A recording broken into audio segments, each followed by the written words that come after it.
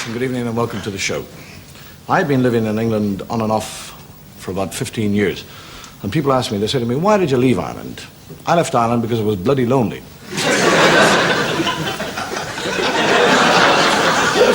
The place is full of Japs and Germans. I don't speak the language. How do you say top of the morning to a Jap?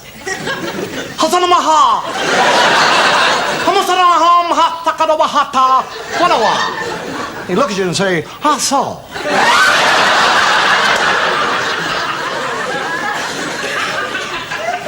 I mean, where else in the world would you be standing by a bus stop but in Ireland and a man will come up and say, is it yourself?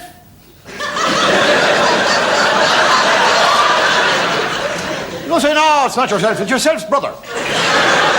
He said, well, the next time you see yourself, will you give yourself me regards? He said, I will. Who was sending him? Ah, just say himself.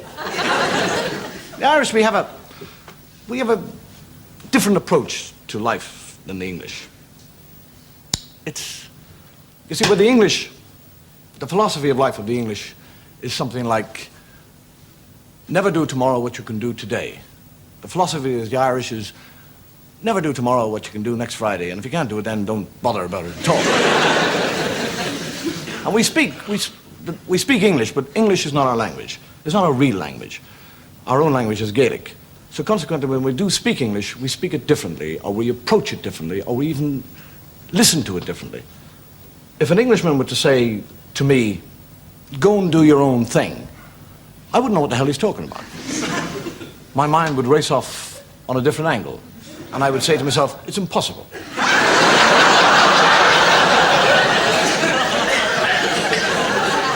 So we do take things much more literally. For example, you get what we call the old Jarvey, and he's taken an Englishman up to a hotel which has got a long, long driveway. And after about 20 minutes going up the driveway, the Englishman said, it's a rather long driveway, this. And the Irishman said, well, if it was any shorter, it wouldn't reach the hotel. The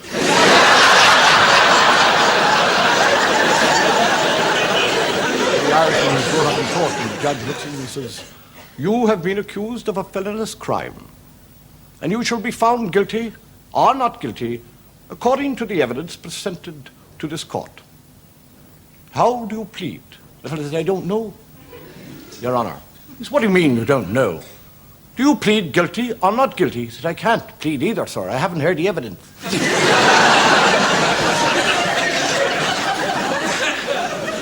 Over the years, the Irish have had a relationship with the English. Many Irish people have joined what is known as the British Army. People like Wellington, Kitchener, French, Montgomery, Alexander, O'Gorman, Timoshenko.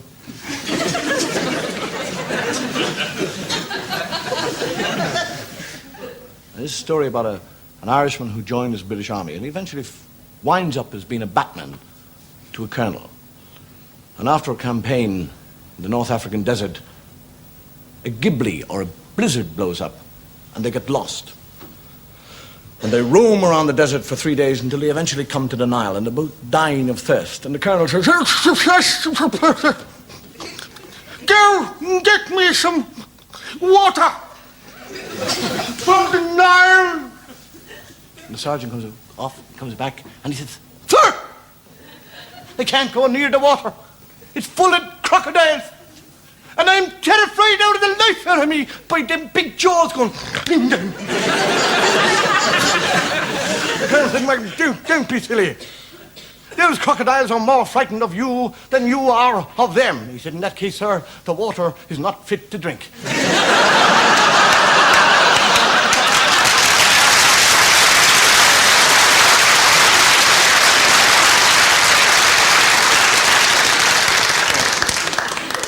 This is a story about a fellow who's working on the building site.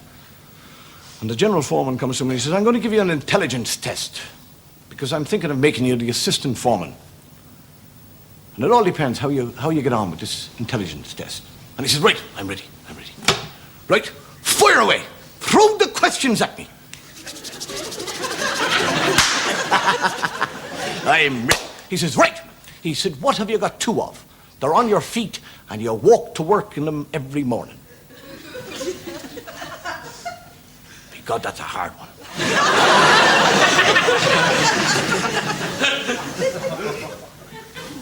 They're on me feet.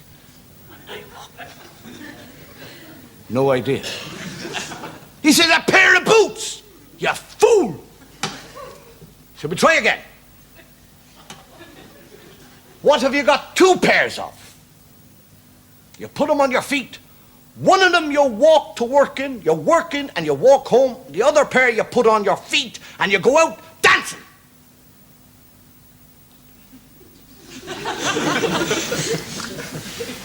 You have any easy ones?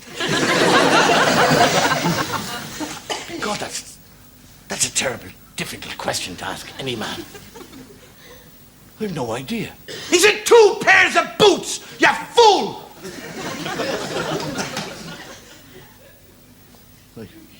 He said, last question now. He said, what stands 4.5 feet high, has got horns, udders, gives milk, and goes,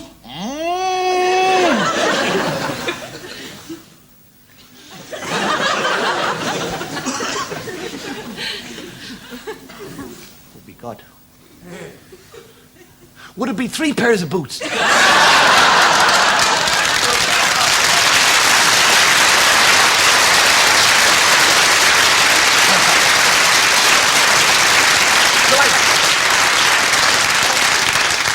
you like that? Pull on a big microphone. I'm talking. Did you like it? You're not deaf, are you? Why do you get those things on your ears?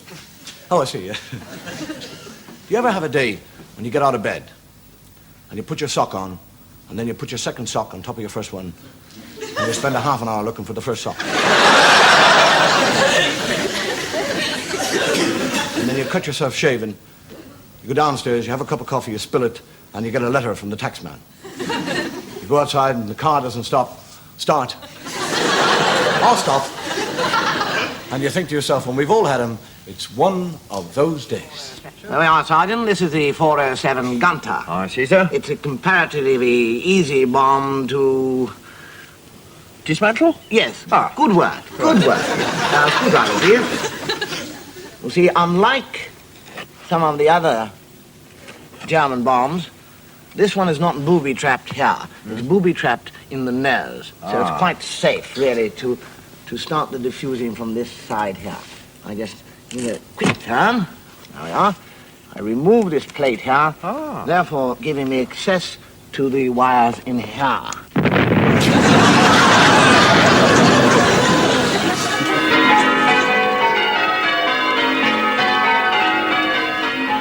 Morning, Becker. Nice to hear the bells again. I haven't heard them since the war. And in those days, it meant invasion by the German paratroopers. Sticken Sie up! Engländer Schwein! Take aim!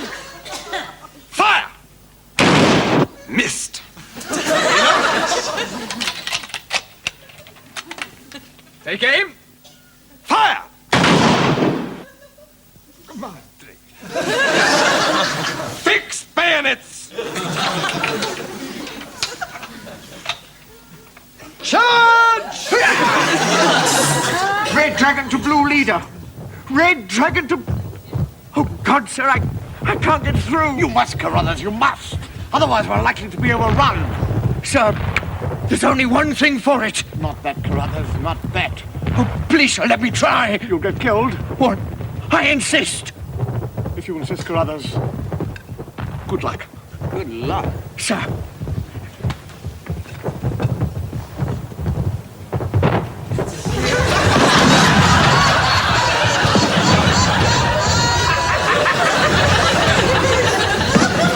What are you doing? The fool's coming back. Sir, they're engaged.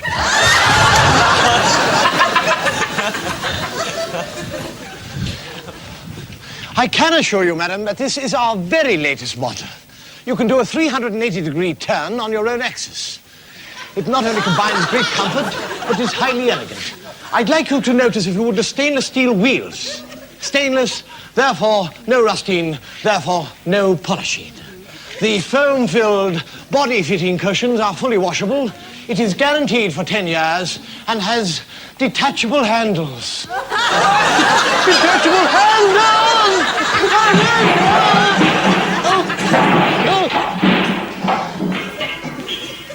Will you have one?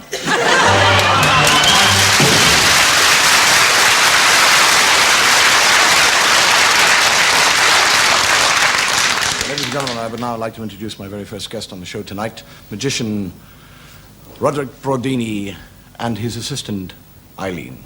Eileen?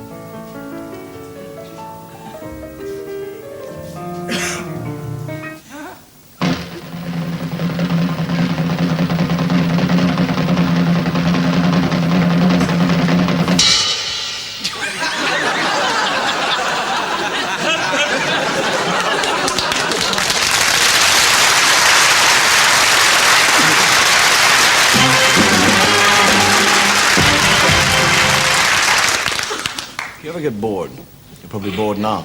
It's very easy to do something about it. Switch off. If you turn it off, I'll get at you. I don't know how you suffer from boredom, but to me, the most boring of all places to be stuck in traffic jams.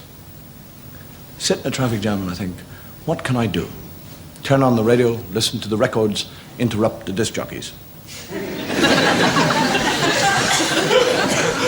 You get that fool saying, there's JY saying B for N. Do you know what I do? Do you know what I do to beat the boredom? I sit and look at the registration plates all around me, and I take the letters and the sounds phonetically.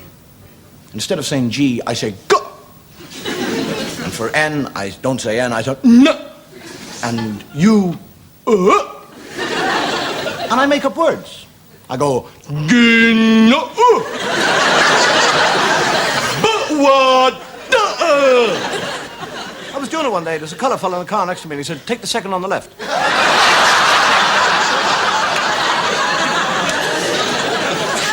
you know what I do? I do things. I even bought a penny whistle. I used to practice in the car. Stuck and I go, which is great. Somebody ran me up the back. I had a big hole in the back of my head. I had, years ago, and I must tell you, it's a very true story. I had chapped lips. You know how you get chapped lips? And there's a special thing in a little container to put it on.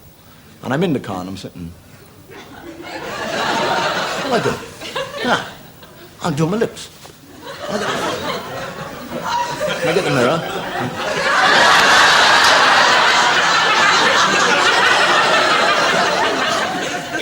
You ever have the feeling when you're being looked at?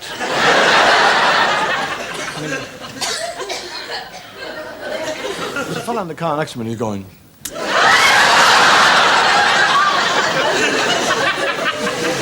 I had a friend of mine who used to work in a circus. He was the elephant man in the circus. And I was saying, how do you like the job? He said, like it? He said, terrible.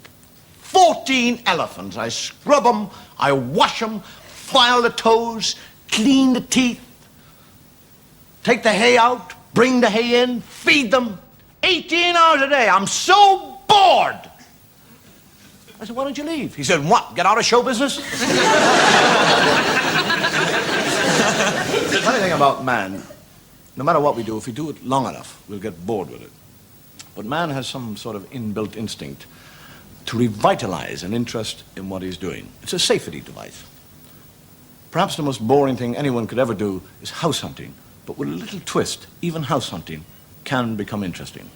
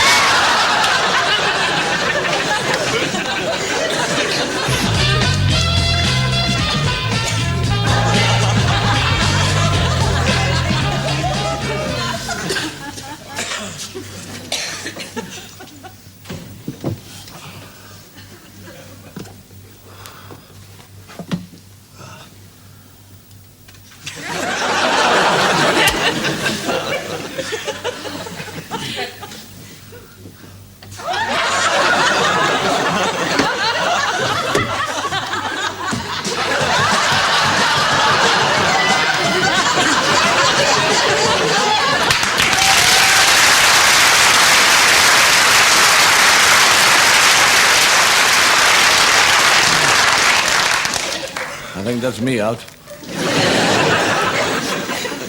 It is said that the most cruel and unkind of all God's creatures is man.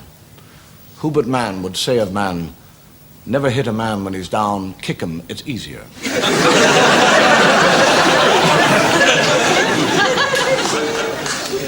I would like now to show you some very unkind acts by man to his fellow man.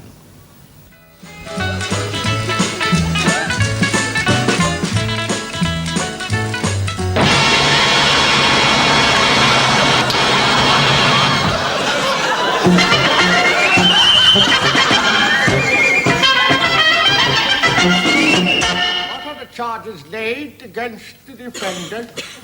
Parking on a double yellow line, my lord. Parking on a double yellow line. How do you plead? Not guilty, Your Honour. All the evidence before me suggests that you are guilty. And after giving this case due consideration, I shall find you guilty. And the sentence of the court upon you is that you be taken from this place to a lawful prison, and from thence to a place of execution. And that there, on a date appointed by the court, you be hanged by the neck until you are dead. And may the Lord have mercy upon your soul. It's only a parking offence, my lord. It's It's only a parking offence. It's a £2 fine. You will also pay a £2 fine.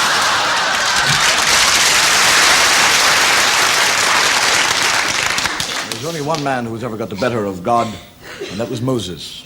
When God called Moses to the mount to give him the 10 Commandments, God looked at Moses and said, Moses, would you like the commandments? And Moses looked at him and he said, how much are they? And God said nothing, and Moses said, I'll take 10. Man is a naturally superstitious animal. We're superstitious about rather odd things. We're superstitious about taking a third light from a cigarette. We're superstitious about knocking over salt. We're superstitious about walking under ladders. In the Royal Navy years ago, there used to be a superstition in which it was thought that it was unlucky to allow a ship to sail on a Friday. And the government of that day, to lay this superstition, decided to have a ship commissioned on a Friday. The keel was laid on a Friday. The ship was launched on a Friday. It was named HMS Friday, and it made its maiden voyage on a Friday. The superstition was laid to rest, except for one thing. The ship and the crew were never, ever heard of again.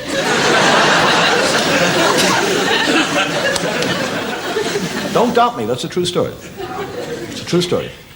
We're superstitious about numbers. I don't know about you, but I have a lucky number. My lucky number is 5. And I was at the dogs the other night, and I waited to the 5th race. I waited to 5 minutes before the 5th race. I picked out the 5th bookie. I went to him. and I put £5 to win on number 5. And you're right, he came in 5th.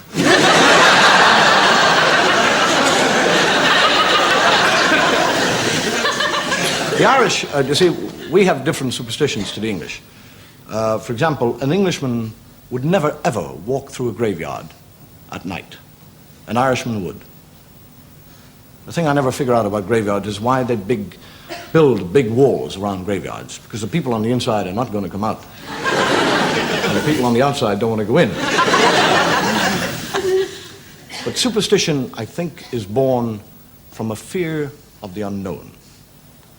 Man is not frightened by what he knows. Man is frightened by what he doesn't know. Man can be frightened by fog, by mist, but when darkness descends, fear can turn to sheer terror.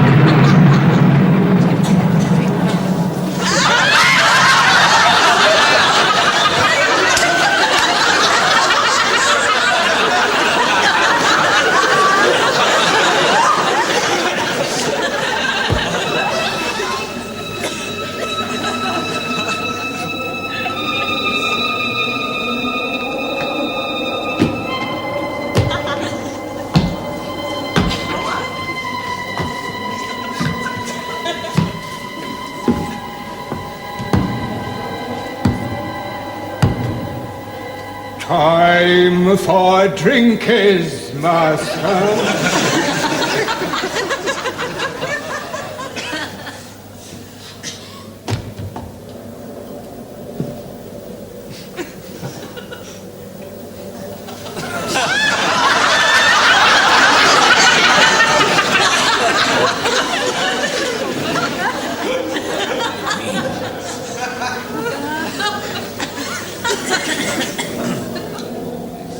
Very good year.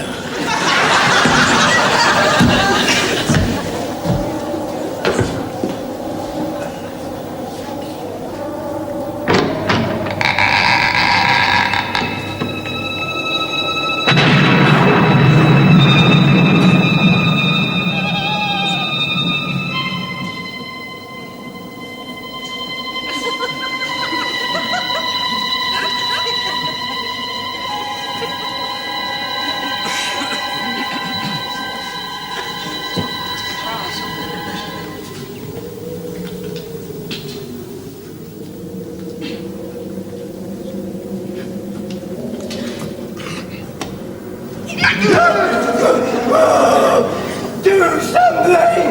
Too late!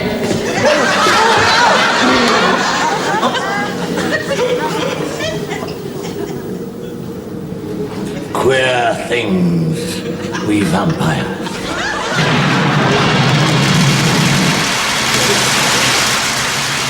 In Ireland, surprisingly enough, we have a very low crime rate. I don't know why, but there is in Ireland an exceedingly low crime rate in comparison to anywhere else in the world. And there's a story about a bank inspector, and it's a true story. A bank inspector travelled over to the west of Ireland, and he arrived in a small town, and all they had was a pub and a couple of houses and a bank. And he went into the bank, and there's not a soul there. No tellers, no money, nothing. All the money's laid out. He looks over the counter, and there's nobody there. And he goes back and looks through the frosted glass, and there's the manager and the 3 tellers having a game of poker. So he thinks, right, I'll show him. Goes behind the counter, goes to the alarm bell, presses it and going, dong, dong, dong, dong, dong, dong, dong, dong, dong, dong. And 2 minutes later, a fellow from the pub comes across with 4 pints and 10. Right there.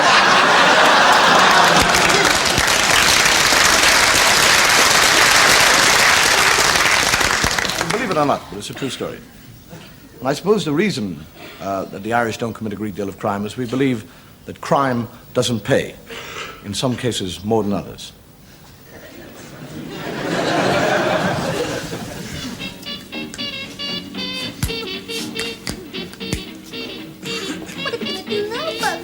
We're gonna call it.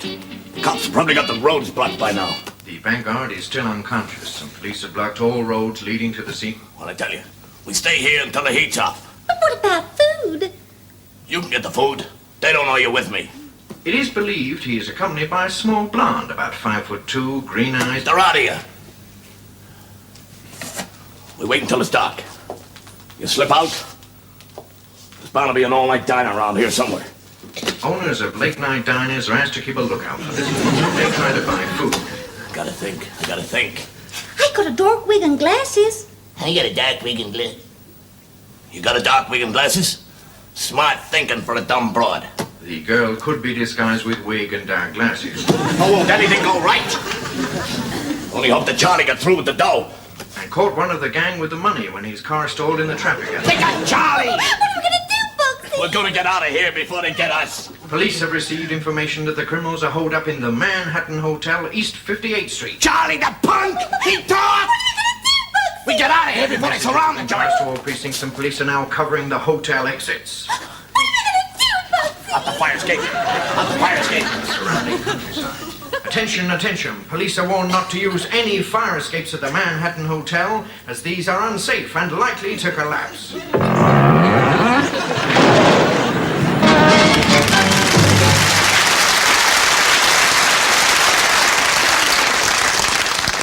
This goes to prove that crime doesn't pay.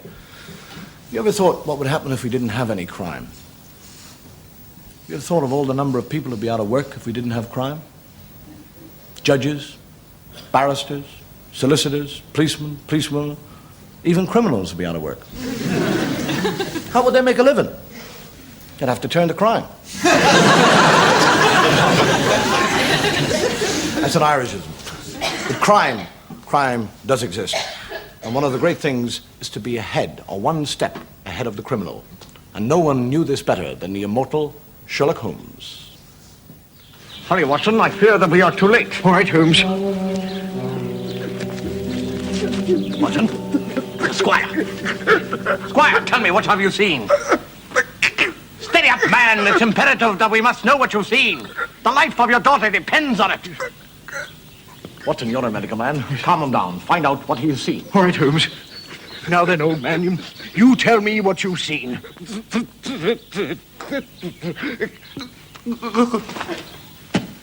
Oh, Watson, what has he seen?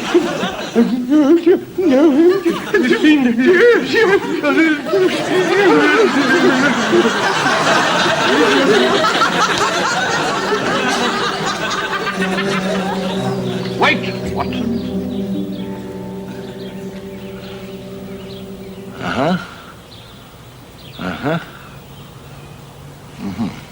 what is it, Holmes?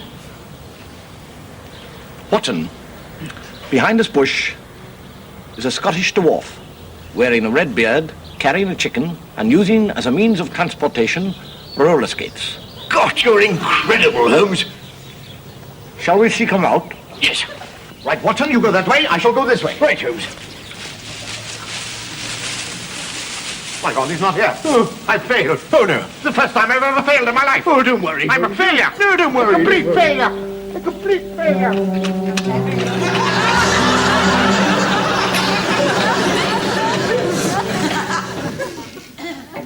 Watson? Yes, Holmes. If I'm not mistaken, here comes your murderer now.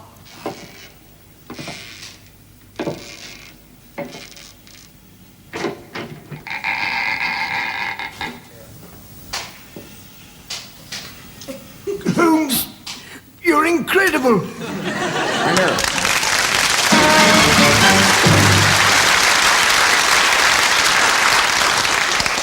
You're out of 3 is not bad. But now, let us see how our magician is getting on.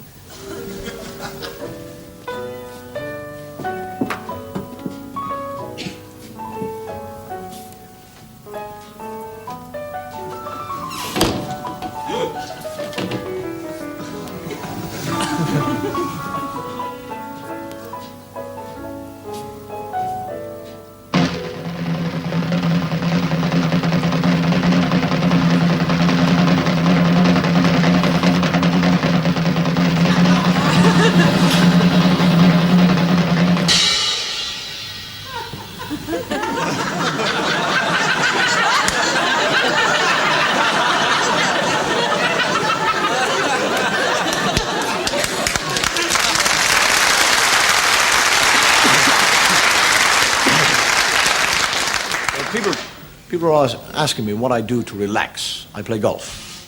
I go out, I walk in the fresh air, I play 18 holes of golf. I come back home and my wife says, "Do you feel nice and relaxed?" And I say, "Why don't you mind your own bloody business?" Nobody is more indifferent to another man's feelings than a golfer.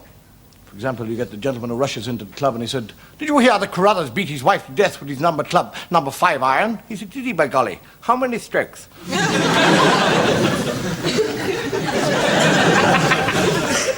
You get the 2 deadly enemies playing golf. And out on the 9th hole, one of them had a heart attack. Stroke. He went, and the other fellow marked it on his card.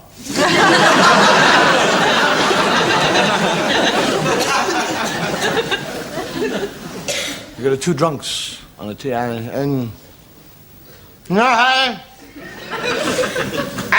didn't see 6 golf balls. She said, "Well, you should be able to hit one of them. You got enough clubs in your hand."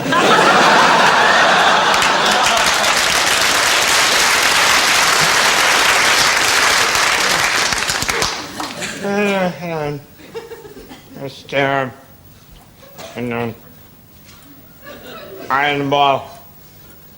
And he hits the ball straight up the fairway. There's a fellow walking across the fairway, gets it right in the back of the head. Down he goes. And they run up to him, and the ball is embedded in the fellow's skull. And the fellow played to his side. "What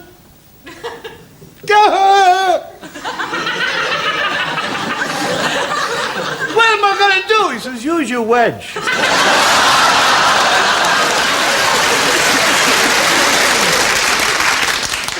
What is indifference? I don't know, and I don't care.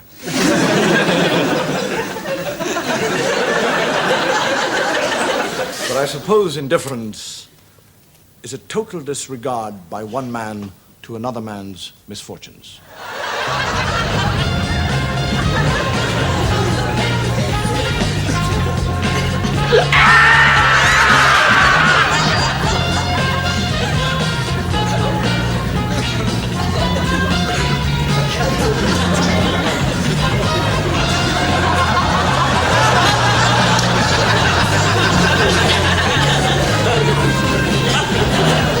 During the show tonight, I have shown you the worst sides of man. But man is capable in many ways of offering a helping hand.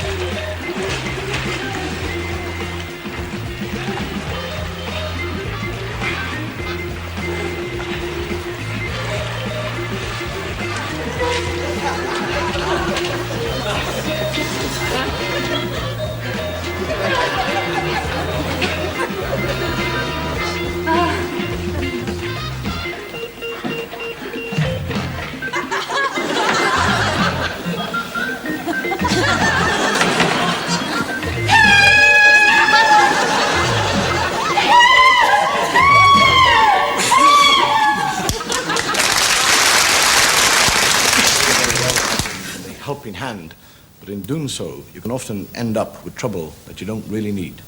Horse! A horse! My kingdom for a horse! I have set my life upon the cast, and I shall stand the hazard of the die. I think there be 6 Richmonds in the field. 5 have I slain today instead of him. A horse! A horse! My kingdom for a horse!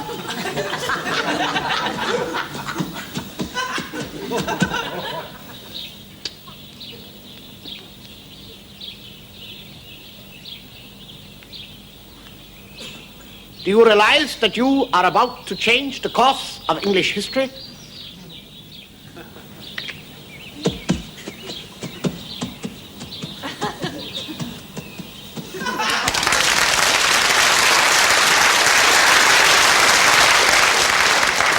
The funny thing about the Irish, when we say something like Richard III, the Irish have difficulty in the pronunciation of T and H. We don't say this, that, these, and those. We say this, that, these, and those. So when we come to Richard III, we have difficulty.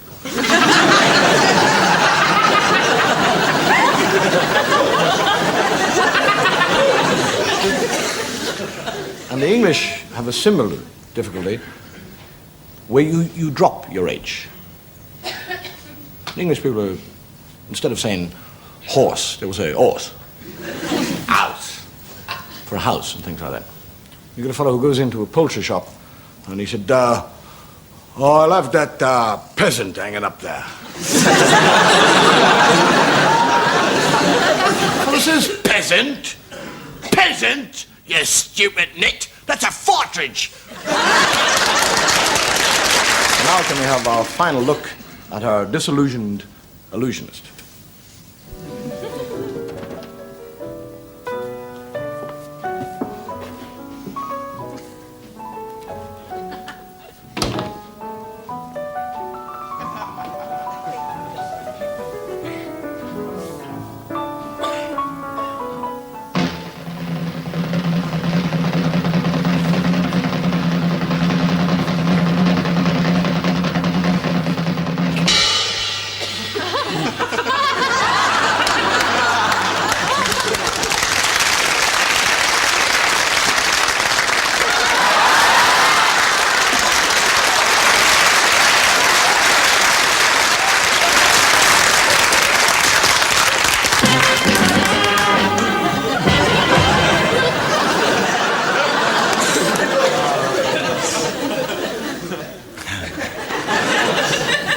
Criticism which is leveled at the younger generation is that they're quitters.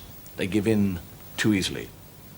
But this is one criticism which could never be leveled at the older generation, who carried on right through to the bitter end.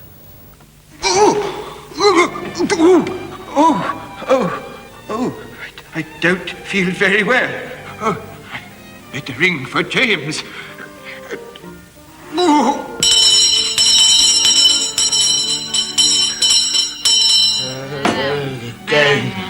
Never remember yesterday. Go on, Ricky.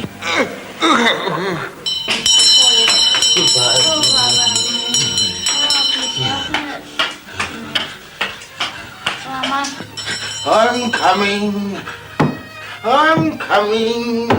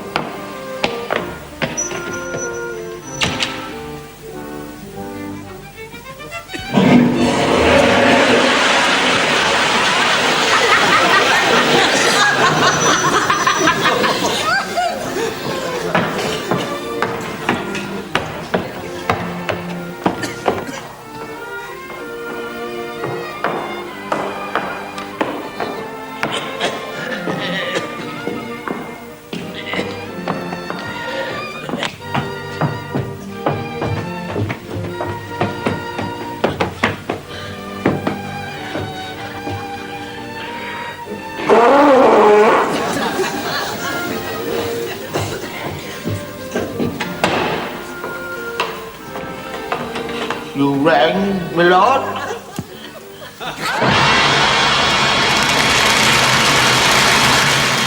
Ladies and gentlemen, we're coming very close to the end of the show tonight.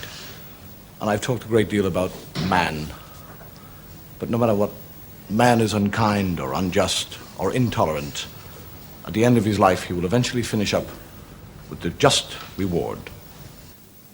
Arise, Sir Toulouse-Lautrec.